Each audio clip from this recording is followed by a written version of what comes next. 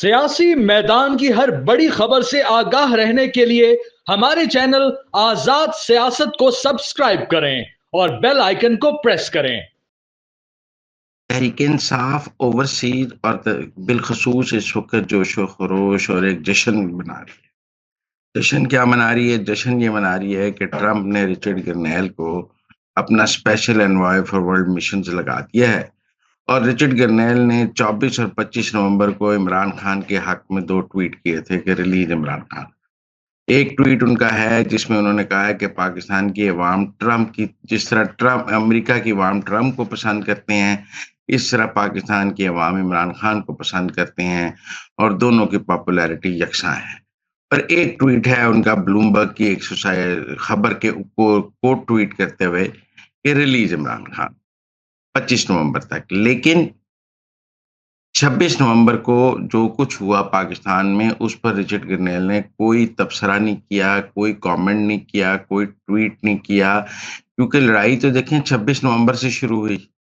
جو پی T I overseas نے campaign شروع کی وہ تو 26 نومبر سے شروع کی نا، جب وہ کہتے ہیں گولی کیوں چلائی، اسلام آباد میسیکر، یا ہمارے بندے مار دیے، 248 بندے مار دیے، 278 بندے مار دیے، سینکڑوں لاپتہ ہیں، یہ وہ سارے نیریٹو میں رچرڈ گرنیل کا کوئی ٹویٹ نہیں ہے۔ ان کا ٹویٹ اس سے پہلے 24 اور 25 نومبر کو عمران خان کی رہائی کے حوالے سے ضرور ہے، لیکن 26 نومبر کو ریاست پاکستان نے جو ایکشن کیا ان کے خلاف، اس کے اوپر اس کا کوئی ٹویٹ نہیں ہے، کوئی تبصرہ نہیں ہے۔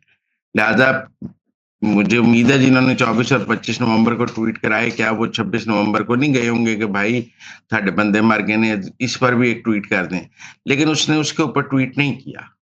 تو ایک تو یہ پالیسی سمجھیں کہ وہ کوئی حکومت پاکستان کے وہ پی آر ٹویٹس تھے، لابنگ فرم کے ٹویٹس تھے کہ عمران خان کی رہائی کے لیے آپ ریلیز عمران خان کا ٹویٹ کر دیں، ایک بے ضرر سا ٹویٹ ہے، اگر پیسے مل رہے ہوں وہاں لابنگ فرم کے ذریعے، پی آر فرم کے ذریعے تو ہو جاتا ہے۔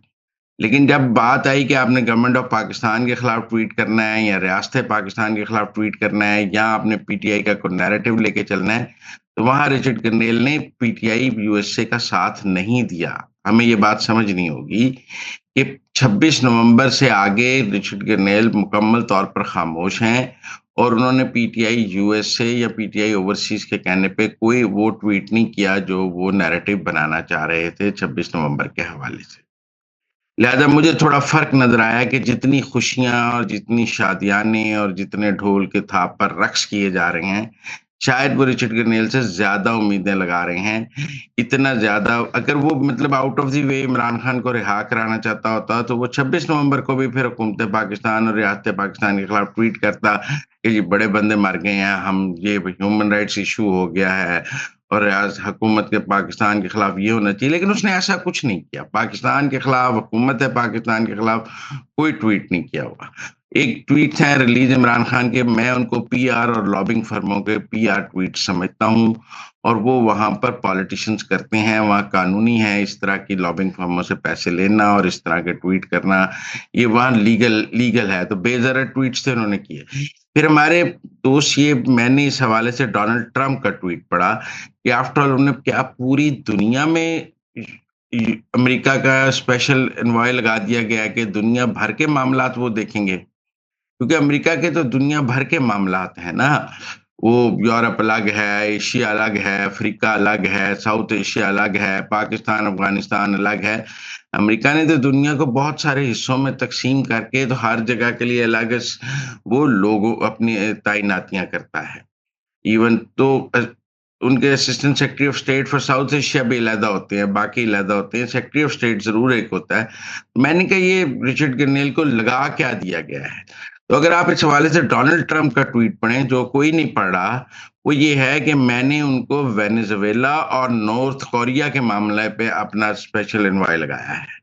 اسپیسیفکلی ڈونلڈ ٹرمپ نے اپنے ٹویٹ میں کہا ہے کہ ان کی 2 ذمہ داریاں ہوں گی کہ وہ وینیزویلا کا اور امریکہ کا تنازع دیکھیں گے، اور نارتھ امریکہ اور امریکہ کا تنازع دیکھیں گے۔ تو ان 2 ملکوں کے لیے ان کو لگایا گیا ہے۔ یہ ڈونلڈ ٹرمپ نے جب ان کی تعیناتی کا اعلان اپنے ٹویٹر ہینڈل سے کیا، ٹویٹ کیا کہ میں رچرڈ گرنیل کو لگا رہا ہوں، تو ساتھ اس میں لکھا کہ میں انہیں وینیزویلا اور نارتھ کوریا کے لیے لگا رہا ہوں۔ تو نہ پاکستان وینزویلا ہے نہ نارتھ کوریا. اس کا مطلب ہے رچرڈ گرنیل کے ڈومین میں پاکستان ہے ہی نہیں.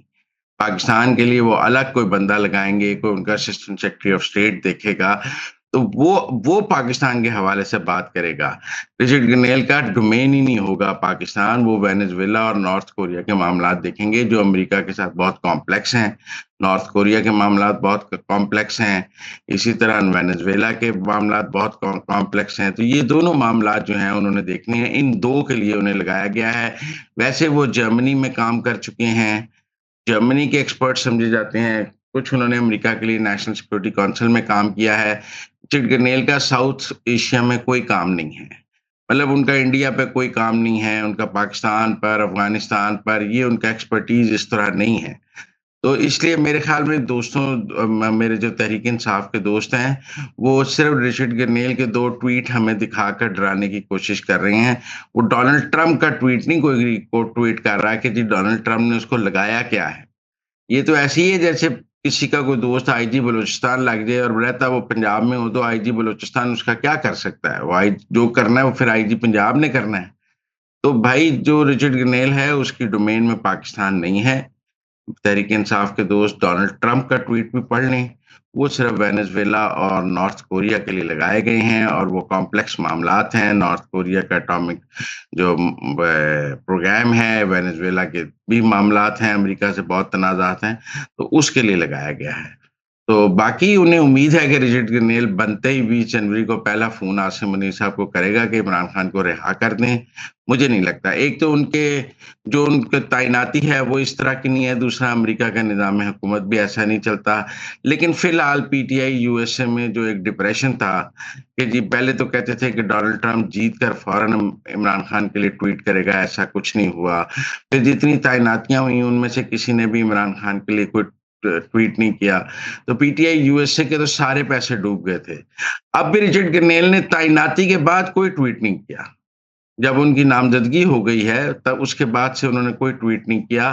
یہ پہلے کے پی آر ٹویٹس ہیں جب وہ ایک عام آدمی تھے اور ابھی ان کی کوئی تعیناتی نہیں ہوئی تھی. اب جب ان کی نامینیشن ہو گئی ہے تو اس کے بعد سے ان کا کوئی ٹویٹ نہیں. 26 نومبر پہ ان کا کوئی ٹویٹ نہیں.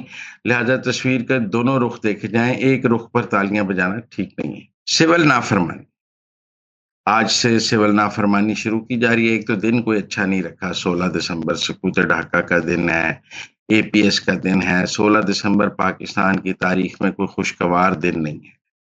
تو ایسے سانحات 16 دسمبر کو ہوئے ہیں کہ ہم 16 دسمبر کو ویسے ہی پوری قوم غم میں ہوتی ہے. ایک تو سقوط ڈھاکہ کا غم ہے, پھر اوپر سے سانحہ اے پی ایس کا غم ہے, ہمارے بچوں اس دن شہید ہوئے. لیکن تحریک انصاف نے 16 دسمبر سے ہی سول نافرمانی رکھی ہے. ان کی اپنی ایک, مجھے نہیں لگتا اس میں کیا منطق ہے کہ پاکستان ٹوٹنے والے دن سے وہ سول نافرمانی شروع کرنا چاہتے ہیں یا بچوں کی شہادت والے دن سے سول نافرمانی شروع کرنا چاہتے ہیں. لیکن بہرحال وہ 16 دسمبر سے سول نافرمانی شروع کر رہے ہیں. Aleema Khan P T I overseas سے خطاب کریں گی اور کہیں گی کہ گھر پیسے نہ بھیجیں, پاکستان کو ریمیٹنسز نہ بھیجیں. میں نے پہلے بھی کہا ہے کہ یہ جو اوورسیز پاکستانی ہیں یہ کوئی پاکستان کو ڈونیشن یا صدقہ خیرات نہیں بھیجتے, ریمیٹنسز یہ وہ پاکستان کو نہیں بھیجتے. یہ وہ بھیجتے ہیں اپنے عزیز و اقارب کو, اپنے بچوں کو, اپنی بیگم کو, اپنی ماں کو, اپنے بہن بھائیوں کو, جن کے لیے وہ باہر کمانے گئے ہیں. کسی کی بہن کی شادی ہونی ہے, کسی کی ماں کا علاج ہے, کسی کی بچوں کی فیس ہے, گھر کا کرایہ ہے, بیگم کے خرچے ہیں, ان کی فیملیز ہیں پیچھے, ان کو ان کے پیسے چاہیے تو وہ بھیجتے ہیں.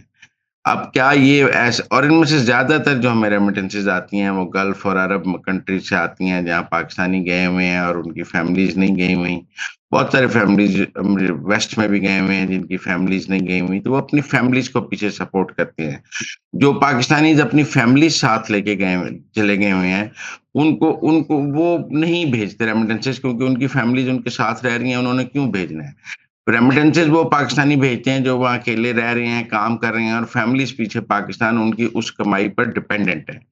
تو کیا وہ عمران خان کے کہنے پر اپنے بچوں کی فیس بھیجنا بند کر دیں گے، ماں کی دوائی کے پیسے بھیجنا بند کر دیں گے، گھر کا کرایہ بھیجنا بند کر دیں گے، بیگم کو خرچہ بھیجنا بند کر دیں گے، اور کہیں گے کہ چونکہ عمران خان نے مجھے منع کر دیا ہے لہذا بچوں تم بھوکے مر جاؤ، میں نے پیسے نہیں بھیجنے۔ مجھے نہیں لگتا ایسا ہو، مجھے لگتا ہے ریمیٹنسز بھیجنا ان کی مجبوری ہے۔ ٹھیک ہے، پاکستان کا فائدہ ایسے ہوتا ہے کہ یہ بھیجتے ہیں فارن کرنسی میں، پاکستان ان کی فیملیز کو یہاں لوکل روپی میں پے کرتا ہے تو وہ فارن ریزرو حاصل ہو جاتا ہے، لیکن حکومت پاکستان وہ پیسے ادا کرتی ہے، بینک سے ادا کرتے ہیں جن کو جو آئے ہوں۔ اگر کوئی کسی کو $500 بھیجتا ہے تو $500 کے جتنے روپے بنتے ہیں وہ یہاں اس کی فیملی کو دیے جاتے ہیں، ڈالر پاکستان گورنمنٹ رکھ لیتی ہے۔ لیکن ایسا نہیں ہے کہ وہ $500 پاکستان حکومت کو کچھ بھیج دیتا ہے ڈونیشن کے طور پہ، اس کے عوض روپے یہاں ادا کرنے ہوتے ہیں۔ اب اس کی سول نافرمانی کی کامیابی اور ناکامی کی بات، اس کی ناکامی کی مجھے تو کوئی، اس کی ناکامی سول نافرمانی کی مجھے تو نظر آتی ہے کہ پاکستانیوں کے لیے بہت مشکل ہے۔ پاکستان حکومت کو کیا کرنا چاہیے؟ پاکستان حکومت کو حوالہ ہنڈی اور یہ انلیگل جو پیسے آنے کا راستہ ہے وہ بند کرنا چاہیے، اس پر سخت کریک ڈاؤن کرنا چاہیے۔ جو انلیگل طریقے سے پیسے منگائے اس کو بھی پکڑ لینا چاہیے، جو بھیجے اس کے خلاف بھی بار کارروائی کرنی چاہیے۔ تو اس سے ریمیٹنسز لیگل طریقے سے آئیں، بینکنگ چینل سے آئیں، تو مجھے نہیں لگتا یہ سول نافرمانی کامیاب ہو سکے۔ اس میں پی ٹی آئی پاکستان کے لیے بھی کچھ نہیں ہے، مجھے لگتا ہے عمران خان پی ٹی آئی پاکستان سے بہت نا امید ہو چکے ہیں، اور وہ صرف اب پی ٹی آئی اوورسیز پر جوا کھیل رہے ہیں کہ شاید یہ کوئی ریمیٹنسز میں اتنا بڑا ڈراپ کرا دیں کہ پاکستان دیوالیہ ہو جائے اور میری آ کے منتیں کرنے لگ جائیں کہ دیکھیں آپ ریمیٹنسز کھلا دیں، پاکستان ڈوب رہا ہے۔ جیسے آئی ایم ایف کے دفتر کے باہر مظاہرہ کیا گیا کہ قرضہ نہ دیں، ڈیزائن یہی تھا کہ اگر قرضہ نہیں ملے گا تو پھر میرے پاس آئیں گے کہ دیکھیں ہمیں قرضہ دلا دیں، لیکن آئی ایم ایف نے قرضہ دے دیا۔ اگر یہ ریمیٹنسز نہ رک سکیں 30 جنوری تک اور اتنی ہی رہیں تو یہ کارڈ بھی ناکام ہو جائے گا۔ پاکستان میں سول نافرمانی کی ابھی تک کوئی کال نہیں ہے، کوئی نہیں کہا کہ آپ بجلی کے بل نہ دیں، گیس کا بل نہ دیں، فلاں ٹیکس نہ دیں۔ پاکستان میں تمام ٹیکسز اور تمام کچھ دینے کے احکامات موجود ہیں۔ بیرون ملک پاکستانیوں کے لیے جو کہا گیا ہے مجھے اس میں کامیابی نظر نہیں آتی۔ گنڈا پر سول نافرمانی کی تحریک کیسے چلا سکتے ہیں؟ ان کی اپنی حکومت ہے، ایک حکومت خود ہی سول نافرمانی کی تحریک چلا سکتی ہے کے پی میں؟ مطلب وہ کیا لوگوں کو کہیں گے کہ آپ میری حکومت کے ساتھ تعاون نہ کریں؟ مطلب کیا کہہ سکتے ہیں کے پی کی حکومت کے پی کے لوگوں کو سول نافرمانی کی تحریک کو کامیاب بنانے کے لیے؟ یہ کہہ سکتی ہے کہ آپ بجلی کا بل نہ دیں۔ ویسے ابھی بھی کوئی 70% کے پی کے بجلی کا بل نہیں دیتا، لیکن زیادہ سے زیادہ وہ یہ کہہ سکتے ہیں کہ بجلی کا بل نہ دیں، ٹیکس نہ دیں اور اس حکومت سے تعاون نہ کریں۔ لیکن کیا ایک حکومت یہ کام کر سکتی ہے؟ اور اگر وہ کرے گی تو پھر کیا ہوگا؟ میرے خیال میں اگر کے پی کی حکومت وزیر اعلیٰ گنڈا پور کو سول نافرمانی کی کال دیتے ہیں جو وفاق کے خلاف ہو کہ آپ وفاق کے یہ ٹیکسز نہ دیں، یہ بل نہ دیں، تو مجھے یہ لگتا ہے کہ اس کی صورت میں ان کے خلاف آرٹیکل 6 کا ریفرنس سپریم کورٹ میں دائر کیا جائے گا، کیونکہ ایک حکومت دوسری حکومت کے خلاف اس طرح بغاوت نہیں کر سکتی۔ اور اس بارے میں بہت سیریسلی سوچا بھی جا رہا ہے کہ ان کے تمام اقدامات کے اوپر آئینی بینچ میں ایک ریفرنس بھیجا جائے کہ وہ غیر آئینی کام کر رہی ہیں، اور وہ ریفرنس آئینی بینچ سنے گا۔ اس پر وفاقی حکومت بہت غور کر رہی ہے کہ گنڈا پور کے غیر آئینی اقدامات پر ایک ریفرنس بنا کر سپریم کورٹ کے آئینی بینچ کو بھیجا جائے، لیکن ابھی اس پر کام ہو رہا ہے، ابھی اس کو بھیجنے کا فیصلہ نہیں ہوا، کیونکہ گنڈا پور اسٹیبلشمنٹ سے تعاون بھی کرتے ہیں۔ وہ اسٹیبلشمنٹ کے اگر بیڈ بوائے ہیں تو اسٹیبلشمنٹ کے گڈ بوائے بھی ہیں۔ اکثر ہمیں یہ بھی کہا جاتا ہے کہ ان کی گفتگو نہ سنیں، ان کے اعمال دیکھیں۔ آپ یہ مت دیکھا کریں کہ وہ کہتے کیا ہیں، کیونکہ وہ جو کہتے ہیں وہ پی ٹی آئی کے کارکنوں کو سیٹسفائی کرنے کے لیے کہتے ہیں، اور جو وہ کرتے ہیں وہ اسٹیبلشمنٹ کے کہنے پہ کرتے ہیں اور اسٹیبلشمنٹ کو خوش کرنے کے لیے کرتے ہیں۔ تو لہٰذا اسٹیبلشمنٹ کہتی ہے کہ ہم ان کی گفتگو کو کم امپورٹنس دیتے ہیں اور ان کے اعمال کو زیادہ امپورٹنس دیکھے ہیں۔ وہ ڈی چوک سے بھاگے ہیں 2 دفعہ، وہ بشرا بی بی کو لے کر بھاگے ہیں۔ اب اندازہ ہے کہ ان کی اپنی پوزیشن پی ٹی آئی میں بہت خراب ہو گئی ہے، اس کو ٹھیک کرنے کے لیے وہ تھوڑے سخت بیان دیتے ہیں، اور اسٹیبلشمنٹ کا فی الحال موڈ ہے کہ جب تک کوئی وہ عمل ایسا نہ کریں جس سے کوئی نقصان ہو تب تک اس کو ایسے ہی لے کر چلنا چاہیے۔